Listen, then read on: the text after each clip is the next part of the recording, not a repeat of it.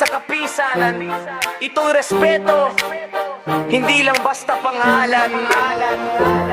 Sa kapisanan may leader na maaasahan, masigasig, masipag, laging may paninindigan. Hindi lang salita, may gawa sa unahan. Kapag may problema, siya ang sandigan. Di umaatras, di rin uurong. Kahit anong laban, siya ang tututok. Kasama sa lahat, mapainit o unos. Pag siya ang nagsalita, tumitigil ang alon. Hindi plastic, diretso ang linya. Kung may usapan, wala atrasan, klaro ang pirma. Sa meeting pa lang, ramdam na ang aura. Pag siya na ang humarap, tahimik ang kontra. Hindi ka lang, panalo na agad. Disiplina at prinsipyo ang dala sa bawat lakad. Hindi lang pangulo sa titulo at papel. Sa puso ng samahan, siya ang modelo.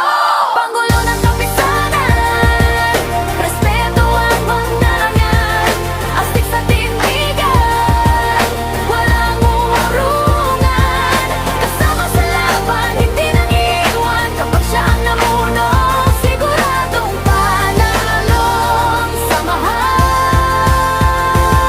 Kung leadership ang usapan, check na kaagad. Galaw niya mabilis, parang kidlat kung tumama. Habang ang iba, puro salita lang ang dala. Siya may resulta, hindi drawing ang gawa. Punchline, ito sagot, pakinggan mo mabuti. Ang tunay na leader, hindi lang sa selfie. Hindi lang pa cute, hindi pa famous. Trabaho kung trabaho, seryoso at focus.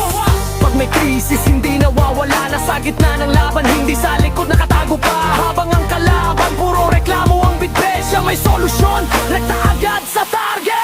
Hindi perpekto, pero tunay ang intensyon. Para sa kapisanan, buo ang dedikasyon. Sa hirap at ginhawa, kasama ang tropa.